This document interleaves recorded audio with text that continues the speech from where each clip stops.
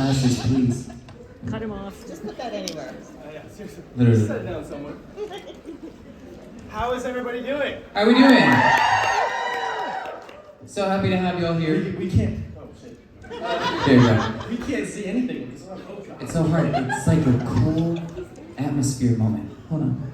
Alright. Hello, hello, hello. Whose guitar? I feel like if I Oh. hold it, people can take pictures. If you hold it, and then look like I you'll play. look like a musician. Ricky already did that. Hold on. Get your shots, get your Hold on. shots. Hold up. Am I holding it to you?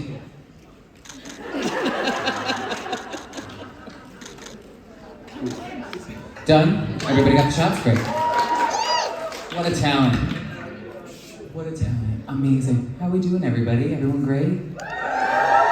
We can do better. How we doing? Yes, thank you. What a day. What a day. What a day. How are you Yup. guys doing? How are we doing? Well, thank you for asking. I'm doing swell. I'm doing just great. Happy to be here with everybody. This is so cool. He's okay. But enjoying the day. Everyone is so awesome, so kind, so lovely. Having a blast getting to know everyone here. So thank you all for being here. It's awesome. Yeah. No, we're looking forward. We have a half day today, so we're gonna go wander roam together with our moms. Yeah, we're gonna hold hands and just, skip along the streets and just be all. I wanna Yeah, hold glad. your hand. Sing again. Go Sing ahead. it. That's Sing why I it. don't spin this fucking thing. Don't worry, we'll make sure we'll get a spin in for Drake before we Oh, finish. shit.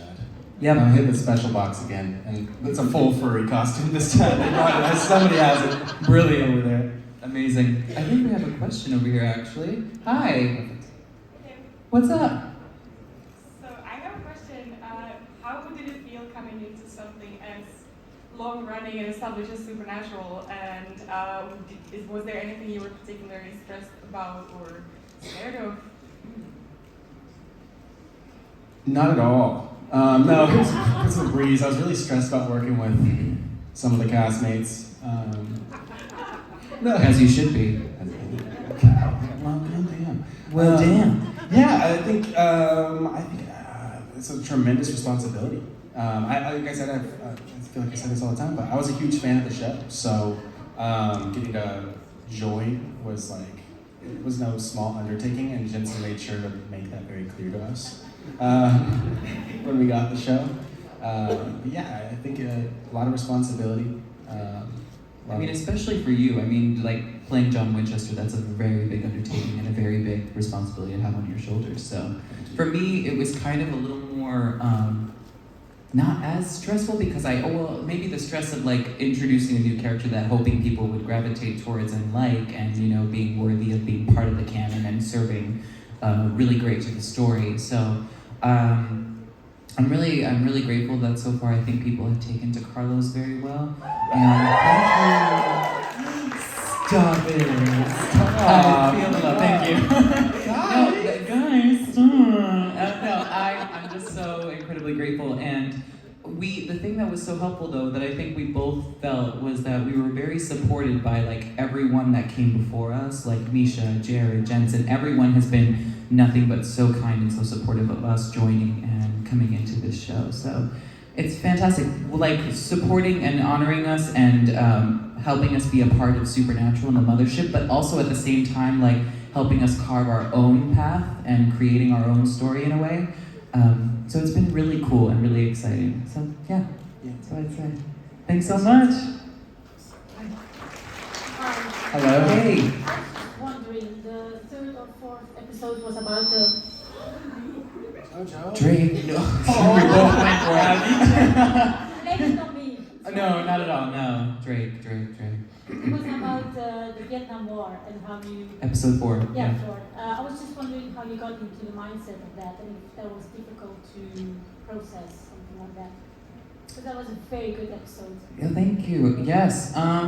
Well, for me, that was one of the more, at least for Carlos, it was one of the first times that you see him actually kind of open up and just be vulnerable about his past experiences. So that definitely took some preparation and time. I really wanted to, do it justice and give it the time and space that it deserved. So yeah, for me it was just doing research, looking up as much as I can. Luckily, I had already been doing, prior to actually doing this show, I was in the musical Hair, which takes place kind of during the Vietnam War, just right when it started to pick up. So I had to do a lot of research then for it, and so kind of coming into it, I had some knowledge already and just did more extensive knowledge. And actually, in New Orleans, there is a museum. And it is it is a war museum where you can check out everything that was going on during the war at that time, and it was really fantastic to check out. I know that Drake, you were able to check it out as well. Yeah, I went a couple times. It's a World War II museum. It's like the biggest World War II museum in the world, and I could give you a bunch of unnecessary facts of why it's there that you don't care about, but it is there. It's in New Orleans. It was helpful to go there because they have like 5 different buildings, and each building is like a different, there was war in Russia, there was war in Germany, there was war in some of them were like in the islands, like near Japan and stuff like that, and those felt very Vietnam. So it was really cool for us to just kind of go there and just kind of absorb like the heaviness of what like the reality of war was. But for myself, one of my managers, her name's Tara, her father actually fought in the Vietnam War and had his leg blown off on a landmine. And so I was fortunate enough to basically just be on the phone with him for like 2-3 hours one day. And I just asked him like as many questions as I could, or that he felt comfortable answering, which he felt very comfortable answering, sometimes too much. War crime. No, I'm kidding. Nice save. But yes, that was really helpful. I think unexpectedly, and we talked about this afterwards, it was the one episode that Jojo and I didn't hang out a lot on while we were filming. We were very like to ourselves. And I think it was just the heaviness of it and our characters. You could say that.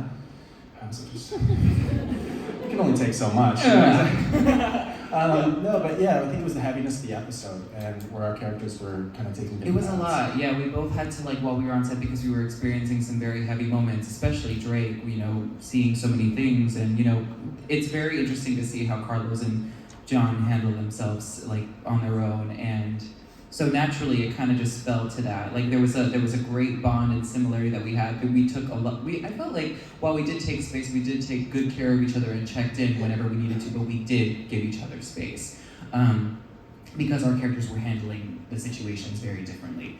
But it was really, really cool. And I think after we finished filming, like, I remember just like sending a voice memo to Drake, being like that was a lot, and that was really great and really cool experience to have. It was also the first episode that John and Carlos really had a genuine connection about something.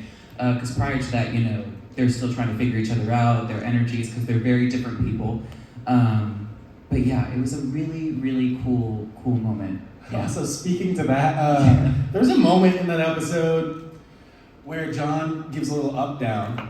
And I want to clear something up on that. They did not tell us. We all know what he's implying, right? Or who he's referring to. There's a moment where Carlos comes through the garage, dressed in full navy, looking like a snack. And the director came over and he's like, "Hey, when Jojo comes, just like give him a look." And I was like, "Oh, I thought this was for like, I don't know." And then they played some sexy music behind it, put it in slow-mo, and it was something totally different on the day. And Jojo and I looked at each other when we were watching it. We were both just we were like, "You did what now?" I did what? He looked at me like, "How?" Isn't it? It was hysterical. We both like just died. We were sitting on the couch just like watching, and we both just looked at each other like. You immediately learn the power of an edit. Yep. And Immediately. what they can do to you, the power they hold. Yeah. If you make that choice, be aware they might use that choice. And put it in slow-mo. And put it in slow-mo. The wind blowing With the wind blowing and everything. Oh my gosh, it was hysterical. When they told me, originally I think they were trying to get a different song for that, but I like the song that chose, but they were originally thinking about doing Bad to the Bone.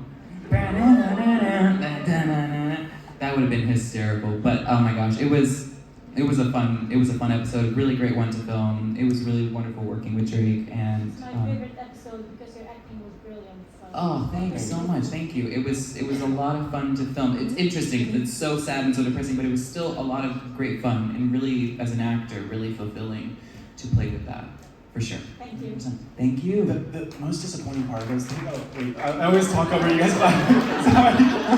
Come on, give them a second, please. Go ahead. No, it's always so funny because every time that we do those scenes where John's in like the full, like I wear 6 layers of clothes on that day. Like there's the undershirt, like they go like it's an actual like uniform, and it's hot as fuck in New Orleans. And Jojo gets their outfit, and it's like a 1-layer white breathable cloth, and I'm like stuck in this. It's 95 degrees Well, that's outside. because I'm the favorite of the set, so. Sorry about it. Don't woo to that. I'm up here too. No, you had the right intention. Thank you. Okay, one over here. He's like, let's move on, let's move Yeah, on. move on. Apologies if this has just been asked. If it has, just send me away. Just But, kidding. yeah. No, I was going to ask about, you've obviously met up with Joe Jensen and perhaps other people to for some advice. And I'm just wondering what's the best advice you've been given? Anything you can share? It's probably more for Drake, but Jojo, were they talking to you about it as well? I'd be interested to hear. Well, I can say that I definitely had some conversations with Jensen, and I know that probably the relationship with Drake is just different because, you know, your dad, you know, your dad. I'm the favorite. Yeah, sure. Nobody anyways, moved on that. Come on! You see, you had to ask for it. I didn't. So, just kidding. No, the best piece of advice I was actually able to get from Jensen, and it's because like this was one of my first TV things that I've ever been a part of, so I was terrified. Not to mention my first day of filming was Jensen's first day watching, which was my first day of filming was the band scene, was the big, you know, the entrance scene for Carlos.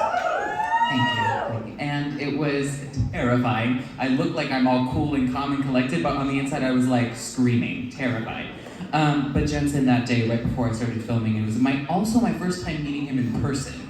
Before that, it was all, you had gotten to meet him in person before that, because, you know, he was in LA and I was not. I was in New York. I was of the core 4, everyone else is in LA, I'm in New York City. So that day, it's so simple, but one of the best pieces of advice was just have fun. Literally, because Supernatural and all these other shows that Jensen's been a part of, like, he just has fun. He has a great time.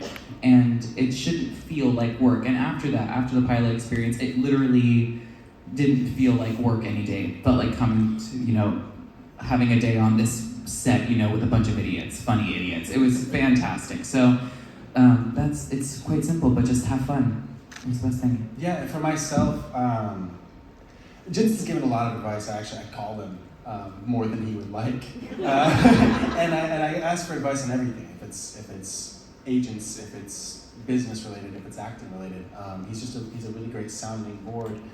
So I could give you 1,000 things that he's told me that I will always cherish. But there's one moment that I'll forever cherish. And it was on the last day of filming. It was the graveyard scene in the first episode, and that was like our last day of a 20-day shoot or something like that for the pilot. This is before we'd gotten picked up. We didn't know, we just finished the pilot. And it's nighttime, and the area is not a super safe area in New Orleans. There's like police everywhere.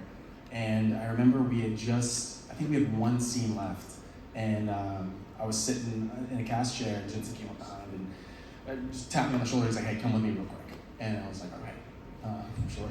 And he pulled me around the back of a tent and set up 2 glasses and poured some Winchester whiskey, is the brand of it. And he was like, just drink this. And so we did a little cheers and he made a little toast, and then we just walked. We walked down this road, and I remember it like it was yesterday. And there was just red light. Actually, Meg took a photo, and I have it. I'll post it on my story so you have a little context. It's really blurry, but we're walking towards this police car, and there's just red and blue lights flashing, and we're just walking, and we weren't saying anything. And he just looked at me, and he's like, "Enjoy this." He's like, "Just take a minute, enjoy." I seriously thought you were going to say, you're about to be arrested, actually. This is for you. You're going to get in the This back is of for that the car, fucking and mask prank you pulled, you piece of shit. Get upset. Yeah, and he told me that, and he's like, "Enjoy it." And we turned around and we looked at just everything and what it takes to make one scene happen. It's like 200 crew members and a bunch of semi-talented actors. And, oh God. Carry on, and wayward son. That was cheap. It was cheap, but I tried. I'm sorry. But yeah, we just turned around and he's like, never let the moment, don't ever lose the moment. Don't ever lose this. Like, this is what it's about. And everything else that comes with this, and everything that will come with this, just always remember that, like, just remember this. Remember the enjoyment of doing it. And then he walked away into the metaphorical sunset, and I walked the other way and started crying because I was like, my fucking childhood hero just gave me a, like, hey, this is your show.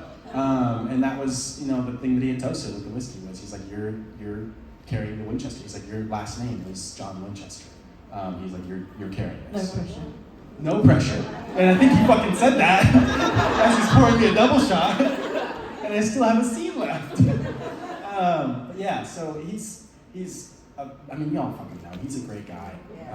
And he's been nothing short of a mentor, and dare I say, a friend to us.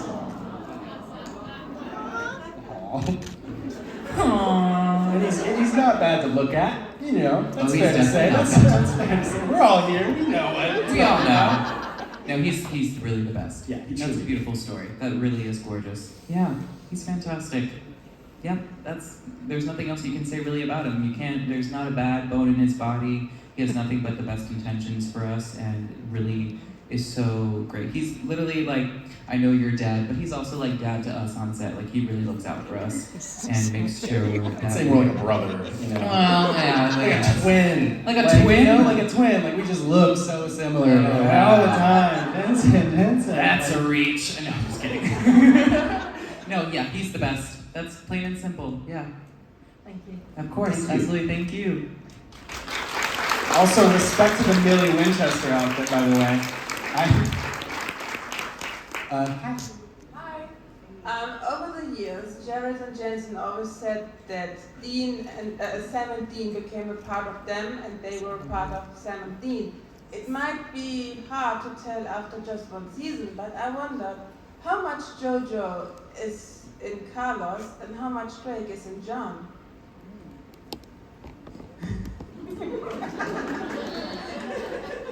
I feel like it's a weird thing. This would be like a real answer. I was gonna make a joke, and I was like, how many fucking jokes can I make? But no, a real answer is it's weird.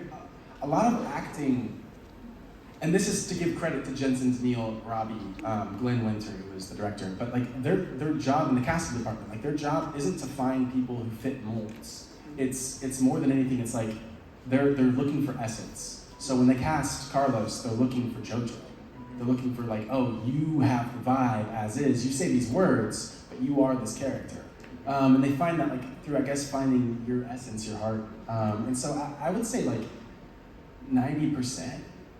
All the non-alcoholic abusive parts of John are mine. The enjoyable parts are mine. Yeah, I would say like 80% of the character is just us, and we do it for so long. I mean, 7 months for one season. We had 13 episodes. Those guys did 22. That's like 10 months out of a year that you're with. Like, where do you draw that line? 12 or 14 hours a day is your life. Like, where do you draw the line of like, this is just you at some point? Oh yeah, 100%. I would say the thing that I've always noticed is that they start off, one of the first things that happened when I got to New Orleans and I got the part, and I think we each did this, but each of the cast members got to have like a lunch or a meeting with Robbie where we got to basically tell him, the way the meeting kind of started was just like, us sitting down and we were going to discuss like our characters and like what's going on, what's their backstory. And he right away, before we even started talking about Carlos, he was like, great, tell me about you. Like, I want to know everything about you, Jojo. I want to know your story, how you got to be where you are, and where you're wanting to go, and because I feel like when it comes to your characters, you're trying to marry the two. You're trying to marry yourself to your character. What are the similarities? What are the differences? What are all those things? So taking that time to play with Carlos and talk to Robbie about it and build it in a way that's like kind of like a collaboration.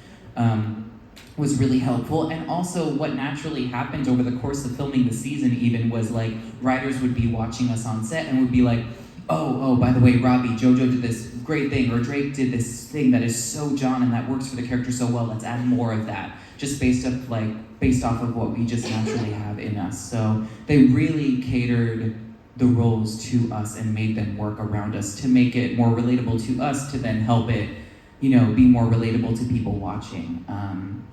So yeah, that was the thing that really is how it worked for me. So I do carry a lot of Carlos naturally in me, and Carlos has also taught me a lot. Carlos has taught me how to be unapologetically myself at all times, to stand my ground, to know that I have a voice and that it matters. And yeah, so while I have been formed and I am so much this character, I've learned a lot from just playing him. So I will be definitely carrying a lot of him with me moving forward. So, yeah. Gosh, all right. To that, one of the things that Jojo, I think this was your full idea, was the holy water hair commercial. Oh, I think that was a pure Jojo inspiration. It was genuinely a joke at the beginning, and I told it to Robbie like a joke in a meeting. And next thing I know, 2 scripts later, I'm reading it and I'm just like, oh, there it is. But I was so excited because I was genuinely like, oh, this is gonna be fierce. This is gonna be so much fun. And of course, the producers at the beginning were like reading it and they were like, I don't know if that's gonna work. Like John Showalter, just kind of came over and was just like, I read it, I'm not too sure. And I was just like, John, give it a chance. Let's get on set. Let's just do it. Let's just play with it. And I worked with the stunt team on it. It was really, really great and really fun. Yeah, just finding little things to add to Carlos and to play with him. It was a lot of fun. Thank you for that. Thank you for mentioning I that. think we all want to play with Carlos. I did that one. I got it. John Winchester, what's going on here? I don't know. I'm just kidding. Hello. Hi. Sorry. Do you do pranks on set? I'm kidding. Supernatural is such a big show, so we have an entire fandom already with inside jokes like the pranks on set question that gets asked every time. So I was wondering, were you scared to join the fandom? Were you kind of aware of our little family fights? What were you told about the fandom? Absolutely nothing. Okay. They have a tendency to just throw us into these things and be like, They hey. kind of do, yeah. I remember even when we went to our first convention in Dallas, we were just handed the mics, and then they were just we heard music start playing, and they just went, go. And we were like, okay, we didn't even know what the crowd looked like. We didn't even know what the stage looked like. We just came backstage, arrived well, you were there before, but Meg and I had just arrived 5 minutes before. And they were just like, all right, have fun, go out there. But honestly, the fandom, every time I've interacted with the fandom, it's been nothing but so lovely and gracious and so kind. My first impression of the fandom was, I believe there was a situation where I hadn't even been announced yet, but the fandom is so dedicated that Danielle followed me on Instagram, and I hadn't even been announced. I had just been cast. And she followed me, and right away I just got a stream of follows from just a bunch of people, and they were like, we know it's you, we know. And I'm just like, gosh, whoa. And it's insane, but then also what came with that was just the outpouring of excitement and love. So that was just so cool and exciting. So that was my first little impression, but since then, it's been nothing but lovely, incredible. The dedication that you all have to this, as much as it inspires me to be dedicated and to want to serve the story as best as I can. So it's because of y'all that we're really pushing and we're really trying to create an awesome story and do it justice. So yeah, thank you.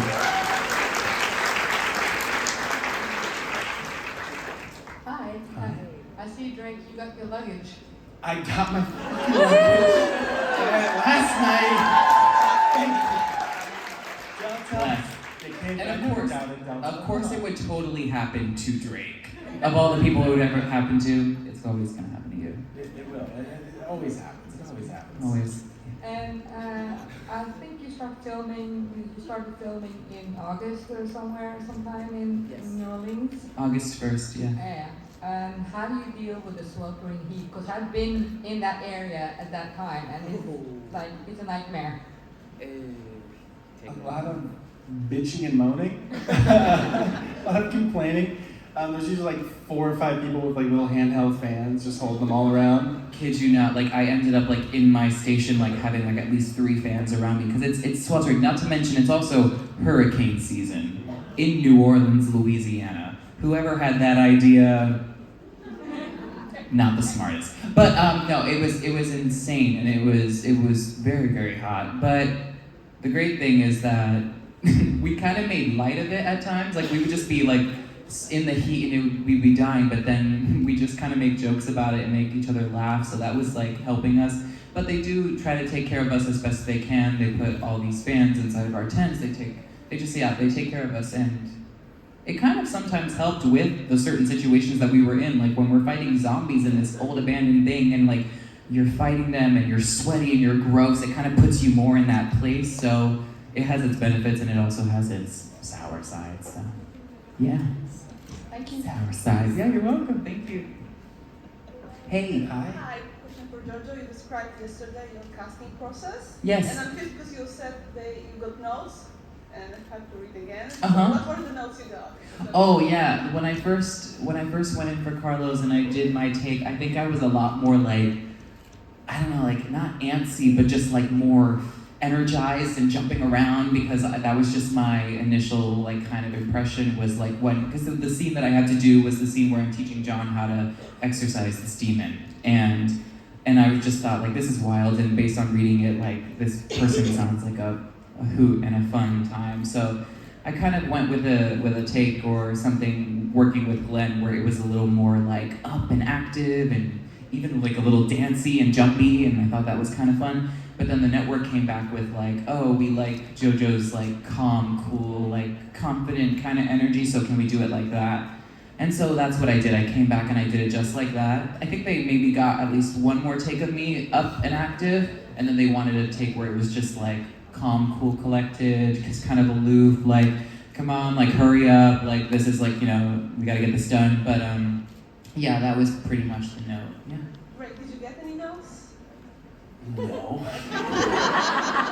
Kidding me? But like literally, how many did you have? Because you had, not how many notes, sorry, how many? I was gonna say, Jojo, how exactly did you achieve this mellow like say? What was that story like? What was that story like? Oh wait, yes, okay, I kind of told this story yesterday.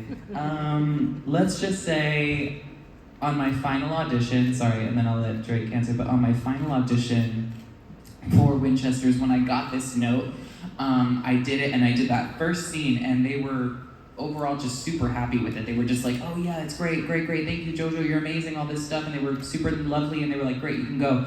And I left, and I was gonna go to 2 parties that night with my best friend, who was my reader, and of course, what did we do before? We set up a nice, hefty pre-game shot.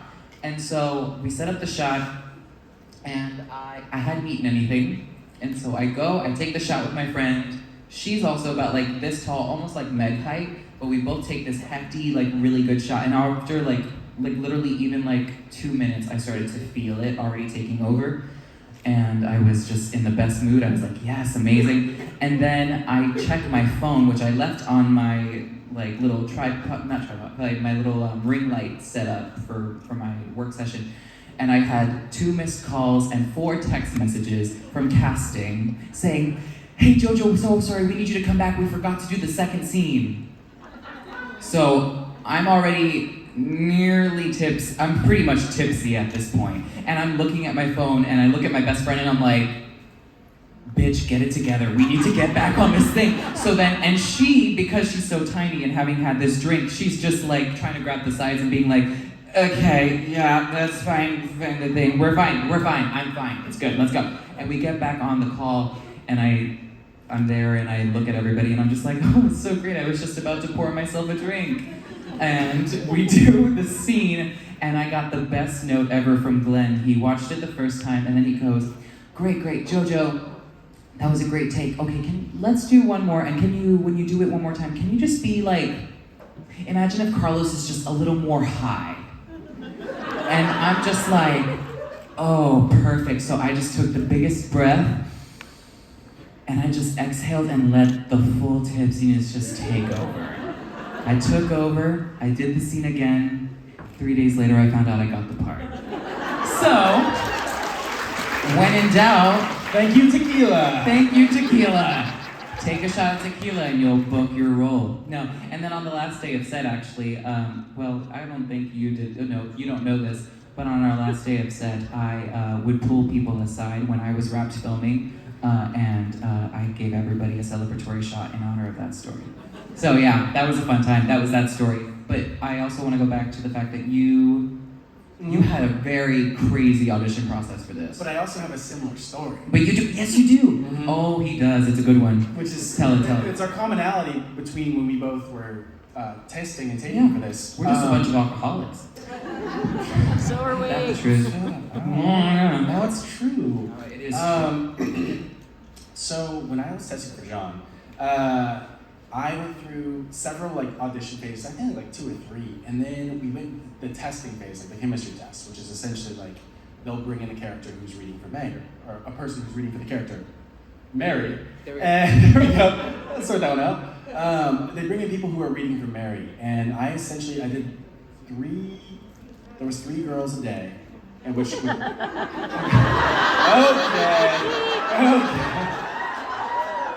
were 3 girls a day. Let me tell you. what a player, yo. Whoa. But they would bring in 3 girls every day to read for Mary, and I did 9 total tests for a total of 28 hours of chemistry reads with different versions, with different actresses playing the character Meg. Playing the character Mary. Just edit that out, edit that back in. And it gets exhausting because there was 2 guys, myself and another man, reading for the role of John. And it would be I would read with one of the girls, they would go read with him, and it would take 3 hours to get through all 3 girls.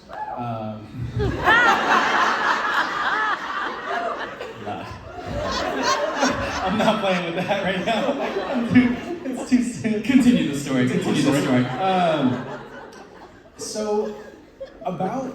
I didn't know that booked the role till the 7th test. And that was 24 hours of chemistry reads at that point, or something like that, 21 or 24.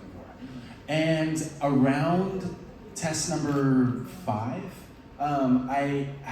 I just done test number 4, and then I got called back, and the next, not even 4 hours later, they're like, hey, we're gonna read 3 new girls in the morning, 8 a.m. And 8 a.m. their time was 4 a.m. my time. It was ridiculous. So I was like, okay. So I got there at the morning, and I was at my taping setup, and I was like, I'm so low energy, and the scene that they just gave us was a super flirtatious scene. So I was like, I just need to feel something. So I went to my manager's fridge, I grabbed a couple of beers, and I cracked them open, and I was just sipping, and I would the camera's here, but I would walk off camera, and I would go over here, and I would sip my beer, and then, without giving the girl the notes, and I would come back. 8 a.m. in the morning, by the way. 4 or 5 my time. And there was one take where they're giving her notes, and I grabbed what I consciously thought was my water, but was in fact a Modelo. And I start drinking it, and I'm just drinking it, listening to the note, and I looked on the Zoom as I'm with my water. I'll just reenact this for you. This is what happened. So they're giving her the note, step away from Rob's guitar. I'm sipping the water. All right, a beer. All right, bud. All right, why drink the water? Dude, just swallow. Swallow it first. Good night, everybody. Okay, I'm going to wrap this up. But basically, I'm sipping the water, sipping my beer, and I look in the camera and I see myself on Zoom in front of the entire production team, in front of the studio, the network, at 5 in the morning drinking a beer. And I'm not going to do it now, but I was going to spit take, because that's what happened. I spat my beer everywhere, and I just walked off the camera, and I kid you not, I just went, It's over. Everything's over. my life is over. This whole casting office is never going to call me back in. Every one of these producers are going to think I'm an alcoholic and that I can only act when I'm drinking, which is only partially true. And so I walked back on camera like nothing happened with a water bottle in my hand, and I started sipping it. And we went through the rest of the tape. Nobody said anything. Then we come to the close and come to the finish. And You did that to yourself. and nobody said anything. And then they called me back on camera by myself, and it was Danielle. And Danielle like popped up on the Zoom, and she was like, "Hey, so thank you so much for 21 hours of your time. Like we really enjoyed having you guys around, and we appreciate you sticking in for this." And she was like, "Just one last question for you." And I had forgotten about this. I was like, I got away with it. Like I did it. And she's like, what kind of beer were you drinking? And everything in me dropped. And then everyone, Jensen, because at the time Jensen was directing an episode of Walker, so he was in a different location. So everyone, Glenn, Jensen, Robbie, they all turned on their cameras, and they all had their wines and their beers, and they're like, "Hey man, we're right there with you. You're fine. Roll's yours, buddy." So anywho, thank you guys so much. Thank you.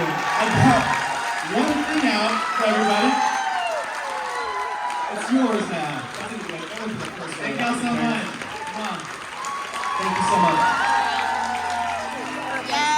Yes.